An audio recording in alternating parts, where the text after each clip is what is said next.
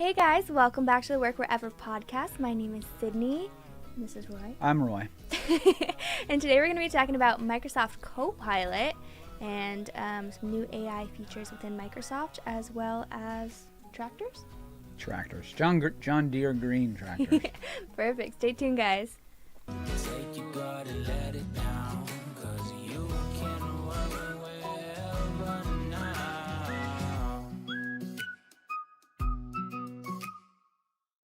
What's up, guys? Welcome into the Work Wherever podcast. I'm your host, Roy Edwards. This is a podcast where we talk about AI, artificial intelligence, the ability to work wherever so you can live every day like it's Saturday. And I was eating on that intro, and I just want you to know who this is. I know we don't run ads, but my buddy owns this company, and it is Perillo Performance Energy Bar. This is the fudge brownie, and it's delicious. So good. We're people too. We have to eat. So, yeah, I do. If I were to run an ad, it would be for that, and then maybe this First Form energy drink. Other than that, zero ads. Those are great. I really liked the orange one. Great ads. They are pretty good, right? Tasted like orange soda. Yeah, not bad at all. And if you want to see that, go to our YouTube. At Capital Presence. You'll be able to see what it is that I'm holding. And while you're there, you might as well just enroll in Online Academy so that you can get more information about what we're talking about here. Turn it around so you can see Oh, the you front want me to of hold it. it? There you go. So now all you YouTube people, you're Hold seeing your it. hand behind it. There you go. There? Is that how we do it? So it's not blurry. Oh, okay. Yeah, go on over to YouTube, hit subscribe, like it while you're there. Add a couple comments in. You know, we will answer comments. Yeah. So if you guys have questions or anything like that, hit them there, and we'll make sure that they get them answered. And then subscribe to our learning platform while you're there, because we have a ton of stuff. You guys have been asking questions on the YouTube and communicating with us, and Sydney's done a great job of creating how-to videos. We can't answer every single one immediately, but for some of them, we've already answered them on our training platform, which is Online Academy. Online 365 Academy. Online365.academy. So go there, sign up. Have we launched our DevOps, or which courses are live there right now? Not yet. So we've got Teams. Teams, yep. In there. Teams right implementation, now. Microsoft Teams implementation. We did get our first. We have subscribers now. Yeah, we're a real platform. Which she's in there and set up. I'm excited. Even though we haven't pushed it, we have Right. subscribers. You haven't seen a single ad or anything like that, so that's fun. We do have our Microsoft 365 Power Platform user training, or Power User training, which is low code, no code. Power Platform, guys, is low code, no code, which is, I'm talking about this right now because that's a big conversation about what we're going to be talking about today. So we've got 365 and Teams in there right now. And Teams. And then we have already in process to be released later on in the year a master class on business communication. Yep. And then a master class on introduction to DevOps. Yes. And then a few other ones on the docket as well around low code, no code, which is today's topic of du jour, is the low code, no code revolution, as some are calling it. Big things. Did you know about that before I sent it to you the other day? Yes. Okay. I did. Gotcha. I'm a big, you're talking about the April Dunham thing? Just Copilot in general. Copilot, yeah. Yeah. Yeah, I did. So I'll shout out April Dunham. She's been on a guest on this podcast 2 or 3 times. She's awesome. She's the Microsoft Power Platform advocate, and she just released a video on Copilot. That's what we have a little bit to talk about that today, I believe. Mm-hmm. So well, hers was pertaining a little bit more to like Power Platform Copilot. You're talking about Microsoft Copilot in general, not just total integration with. That's a portion of it. Yeah. Mm-hmm. So I think over a month ago, we talked about how the next wave of all this ChatGPT stuff is going to be AI, bots, and integrations. So chalk that another one up of what we called it, right? We had this one nailed. And Copilot is the next version.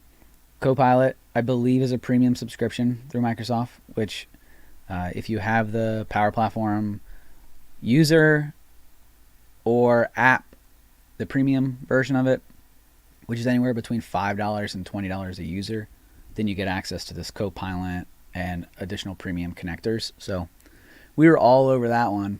And then you have ChatGPT 4, which is the new iteration, which is a pay per use. At least there's premium versions of it. which we can get into that on a whole another podcast, because that got a little scary.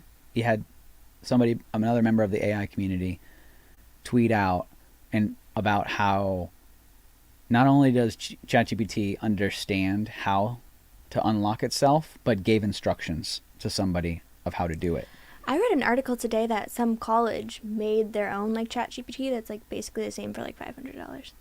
It's not right. Like we talked about. I'll see if I can this, find you that. know? But yeah, they like replicated it basically. Yeah, look, the chatbots are like, they're not new or hard. Mm-hmm. It's about the data. How much data do you have, and does your bot have access to, and how correct is that data? That's the real part. So all these people who are like, oh, well, I can build a chatbot. Yeah, you can. I can build an AI. Absolutely. But what access does it have, and is it correct when it responds? Like, how correct? Because we saw Google get pulled. We saw Facebook fiddling with potentially, or Meta, whatever they want to call themselves these days, potentially pulling it. It's all about how correct your bots are. And that's why GPT and GPT-4 have been so successful, is because their bots are pretty correct. Super weird. I saw a Meta commercial on Hulu the other day. Yeah. They were like talking about like using it in the classroom. Everybody just has these headsets everybody got on. their stupid So little strange. glasses on. Oh, it's so stupid. Which it is fun to play. We do have one. But Oculus is like fun. Sure. It's a video game. yeah, to like fish. I'm not sold on this whole like Meta. Like Meta went all in on Metaverse. Strange. And they're like, wear the Oculus for. It's so stupid. Gives me a headache if I It's wait not real more than like business, 30 guys. minutes. Yeah. There's in no world do I see us putting on these stupid Oculus goggles to have a meeting with people. I know that there's this whole like, well, if you design in a 3D Max design of something and you want to put it on and play with it in real life, I don't buy it. I'm sorry. It's. Well, then you get into like, okay, I can play with it. I need to like touch it and stuff. Like you need like a whole bodysuit. I don't know. Have you seen Iron Man? Yeah. You know how he's like doing the whole Jarvis thing? Right. Like, So I get the inspiration behind yeah. it. And it does have that. So it has like hand tracking, right? Right. So you don't necessarily have to use the controls. Right. You can just move your hands and it tracks it, Yeah. which is weird. Microsoft had that technology like 10 years ago Mm-hmm. and noticed that they just haven't done anything with it. The whole like waving, it was called Kinect, I believe is what it was called. Kinect or Kinects, I forget. But it was part of the Microsoft Xbox 360. Mm. And then Xbox One had it too. And then it went away. And Meta, or Facebook, is late to the party here. And they've invested so much money into this technology, which I think is a bad move. But we'll see. I've been wrong once or twice before. And it could work. It could work. Look, like, I'm just not sold on the whole goggles thing. I would never do it. I think that businesses who are trying to go all in on this digital world are realizing it's a bad idea. A lot more sleek. Like your brother-in-law. Have you seen those glasses that he has? Yeah, I have. Those are cool. They're like, what are they? Like Ray-Bans. Yeah. Yeah. And you have that's one thing. Strange. But these goggles where I can't see what I'm doing or whatever's going on around me, It's a lot. I don't buy it. I think it's a beta product. I think it's an MVP. It's a proof of concept that they've invested a ton of money into, and we'll see what happens. But yeah, it's interesting for sure. But we have this low-code revolution, which we have a couple articles to talk about. This Copilot being one of them. Mm-hmm. We talked about John Deere Green. John Deere has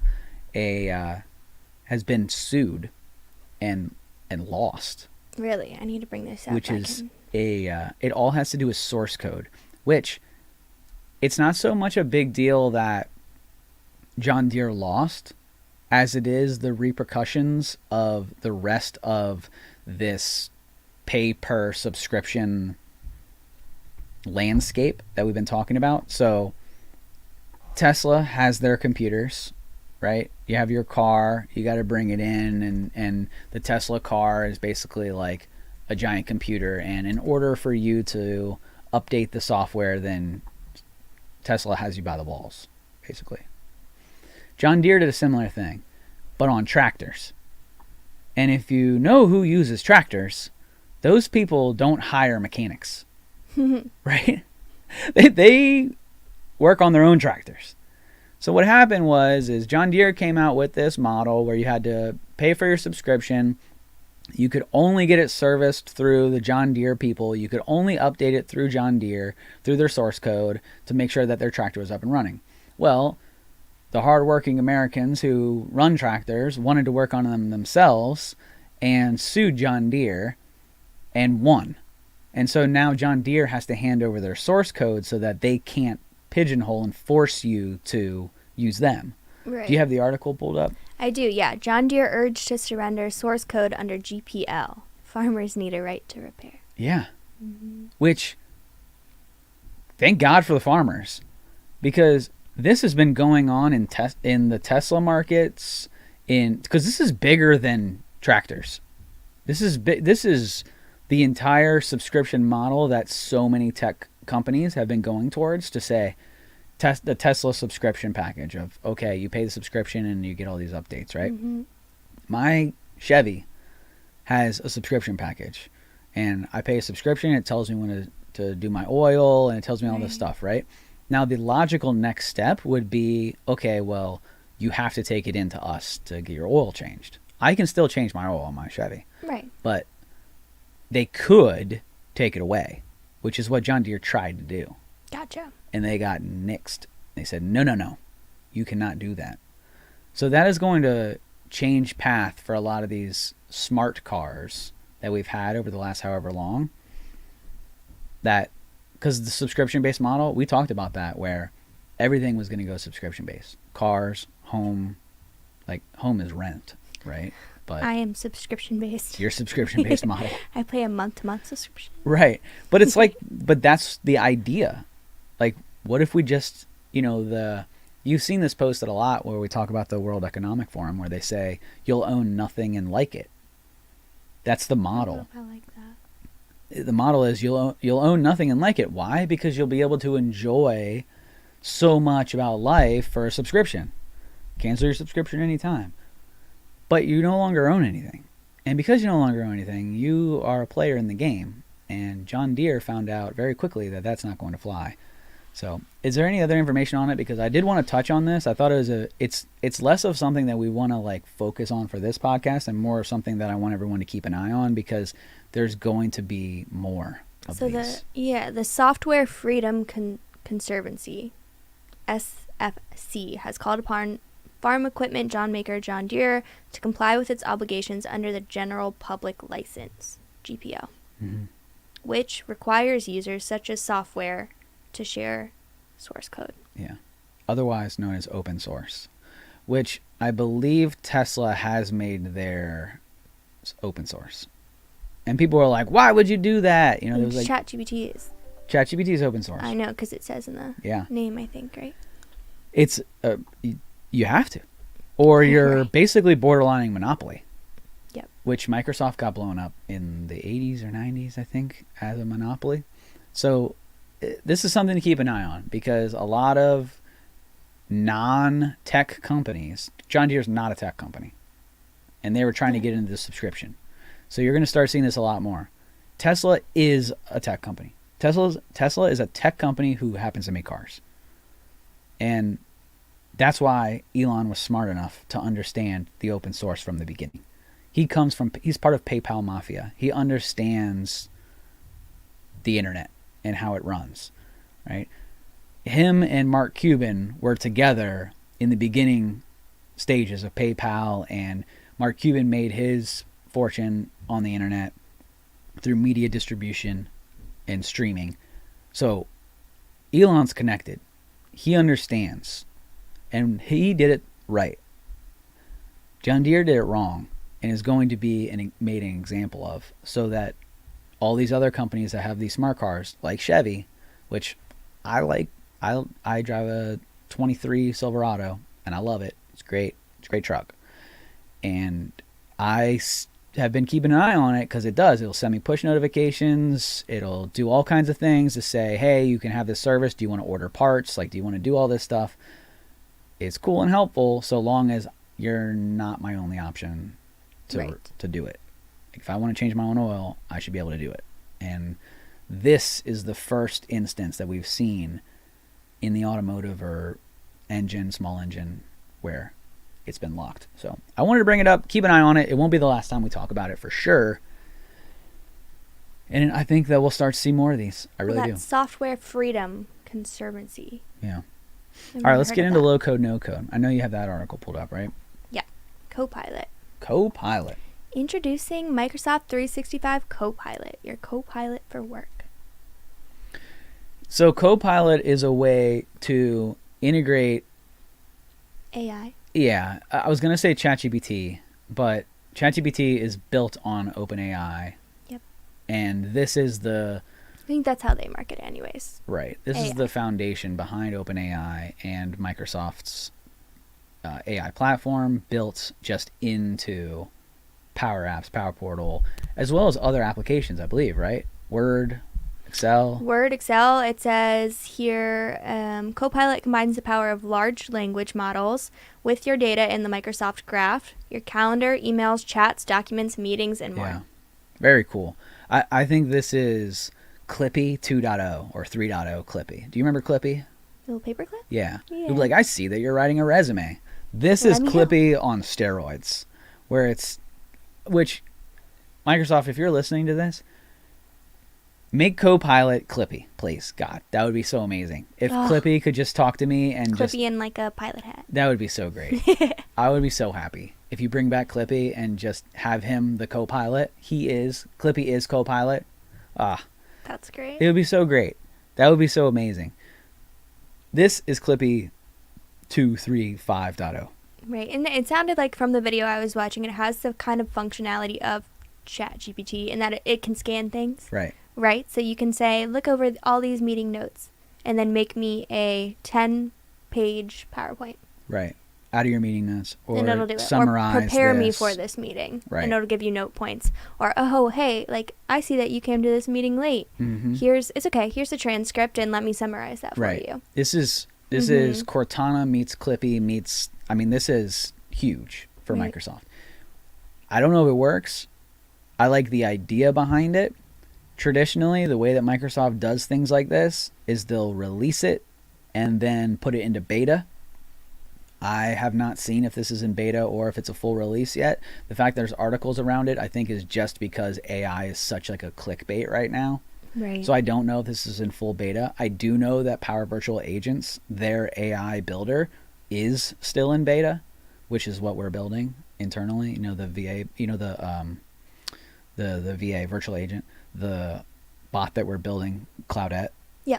That is built on Power Virtual Agents. So everything that our team is doing right now and building that out for our new employee process, the onboarding process, for sales orders, for support tickets, all of that stuff that we're building in our virtual agent, that's built on Power Virtual Agents, which is part of Power Platform. It's still in beta.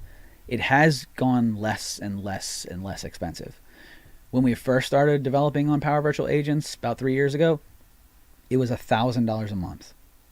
Now it is $200 a month for unlimited calls. And we have just extended free. So, which we are going to buy it. But you're able to sign up for a free trial right now and extend that free trial until you reach the threshold. Right. So it does say that it's kind of two separate things. So Copilot is integrated into basically the apps you use every day. So Word, Excel, PowerPoint, Outlook, Teams, Clippy. Power Apps, whatever. Yep. And then Business Chat works across the LLM, which I mentioned was that language. Yeah. Large language model. So that's your chats, documents, calendars, emails, meetings, contacts, things like that. Different servers, Exchange servers.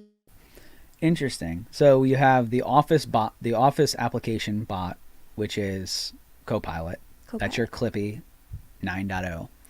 Then you have the LLM, which is Exchange server and Teams server. So if you say, which is similar to Cortana, where if you ask Cortana now and you say, hey Cortana, what meetings do I have coming up? It'll answer you so long as you're connected to your 365. That's basically just a built-in 365 Cortana, Which I'll be interested to see if they brand it as Cortana. Because if they brand it as Cortana, then they're sticking to their brand. If they're branding as something else, then I see it as an app function that's still in beta. Mm-hmm. So that's something to keep an eye on. Because when all of the way that Microsoft does with their applications is they split them off. Okay, you'll see right now, Microsoft Lists, it used to be SharePoint Lists. Now it's just Microsoft Lists. Then you have Microsoft Forms. It used to be SharePoint Forms. Now you have Microsoft Forms. So these applications, these new applications, are split off into these satellite apps. And they do that so that they can pigeonhole and work on them and run through the DevOps process and really develop a use case for them and market them at the same time before bringing them back into an umbrella. You saw the same thing with Dynamics. So Dynamics was CRM, it was on-premise. Then when they brought Dynamics to 365, they kept the Dynamics name, even though it's not really Dynamics anymore. It's Power Apps. It's Power Apps, model-driven apps. And they're slowly moving you into the idea that this is no longer Dynamics, it's model-driven Power Apps. Mm-hmm. You have Dynamics 365. They got rid of the customer engagement license. So now it's called like Sales Enterprise or something like that. So like they're changing their licensing model and they're actually making it cheaper to get the price per user or price per app licenses than Dynamics licenses. And the reason why they're cheaper is because Dynamics 365 are just pre-built templates. So they're like, you can have this pre-built template for, $20, $30 more a user, or you can just pay per the user and then customize and build your own internal CRM. What do you want to do? And when it comes down to price costing like that, most people are going to go cheap. Over easy. And so you're slowly going to see Dynamics transition back into the model-driven apps, or over to model-driven apps, I should say, because they wanted to maintain the Dynamics brand because everybody knows what that is. Because if they got rid of Dynamics branding, then people would be like, well, Microsoft doesn't have a CRM anymore. No, they do. It's just model-driven Power Apps now, and you can build apps. So the fact that it's called Copilot and not Cortana, to me, means they're still messing with it, and they don't want to throw it into Cortana until it's ready. I could be wrong. It could go the other way. It could go Copilot, Cortana becomes Copilot. I doubt it, because Cortana is a brand that they have pushed so hard with Xbox, Windows, just everywhere. She keeps coming on my computer all the time. Yeah. I'm sorry. What are you saying? I don't What was that? On. Oh, no. Shh, go away. So yeah, very cool. My developer friends out there, it's really cool because you can mess with it within Power Apps, and it can help you build an app. Right. So even lower than low code. It is. You can say, so the video I was watching today, April Dunham, she had it in there basically, and she said, I want an app that helps me track people coming to my office. Right. And then it brings us to this Dataverse table and makes all of these categories, right, that she would need. First name, last name, how long, phone number, why they're coming, etc. Okay, I want this to split up into, or I want the name portion to split up into first name, last name. Right. I want this to be the primary one. Right. And I want it to look like all my other apps. Through a template. Here's the thing. Within, 5 minutes. This sounds awesome, and it is awesome. Okay? All my developer friends out there, you should be scared. You should have been scared 5 years ago, which is why 7 years ago I started my own company. I saw this coming, and I was like, you know what? We build SharePoint applications. We do architecture. I see the future as Power Apps. I'm going to start a company, and we're going to build Power Apps. That was 7 years ago. We've been building Power Apps since 2017. Like, we crush Power Apps. Okay?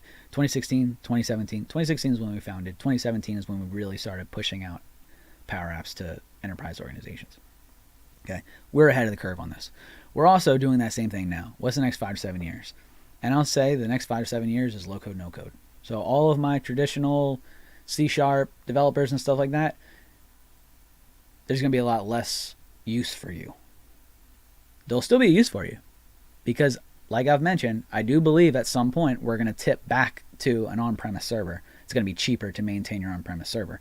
And people always call me crazy. Like, why do you say that? Why do you think it's going to be cheaper to own a server? Is because of this. So, this is really cool. It'll be able to spin you up and build you apps very quickly. Okay? But what you just said was, hey, build me this and I'll create a Dataverse table for you. Dataverse is expensive as hell. And you only get a certain free amount of it. Even with Power Premium, which is what we have right now. The other day, so we have 6 model-driven apps and maybe 50 Canvas apps running in our environment. That's a rough estimate. I have no idea. It could be more, it could be less. And we are a 15-person company. And our Dataverse, I get pings all the time from Microsoft. Your Dataverse is running out. Buy more. Oh, and then if you don't have any developers on staff, I do. But if you don't have any developers on staff that know what that means, you're just going to click buy. Just like you did with your Apple iCloud storage. Buy, buy, buy. And soon you're going to be paying out the ass for Dataverse because, well, we don't have any developers. Why would we need a developer? We have Copilot. Copilot's our developer. When things break, companies like us who do managed services, Power Platform, and go in and fix your car, like the whole John Deere thing, right? If you're John Deere, if you can't change your own oil and you got to go somebody, that oil change went from a $9 oil change to a $100 oil change real quick. Is it oil? Oil. You don't like that? Oil. Anyone who drives like a Cadillac knows that an oil change is $100 and some just because it's a Cadillac. Yeah. Oh yeah, as you say. Have you ever seen my dad drove a CTS, and his I don't even know what that is. It's a Cadillac car, and his brake light went out. You're like, bulb, $3. I'll go to Advanced Auto Parts, right? No, you have to replace the entire left side of his bumper. Yeah. It was hundreds of dollars. Mm-hmm. That's what we're looking at next for a cloud. It's like, well, the Copilot built me up like 7 data tables in Dataverse. And it built me out these apps, and now I'm at data capacity, and I have no choice but to extend. And then people who understand it are going to be sitting over here and go, well, you can pay for me. Right. I might cost a little bit more, but I'll fix it. Or eventually companies are going to get fed up and they're going to move to on-prem. So that's the future. That's what we're looking at. I hope you guys got a lot out of this, because I nerd out on this stuff. It is super cool. Yeah, so we're looking into it. If you have any questions about it, go to capitalpresence.com, hit us up. We will talk you through Dataverse. We are experts at this. I don't like to use that word, but the government calls me a SME, and they call me an architect. So you're a pirate. I will shmee. I'll help you through it. Guys, thanks for hanging out. Until next time, Sydney, you got anything? That's it. All right. See you. See ya.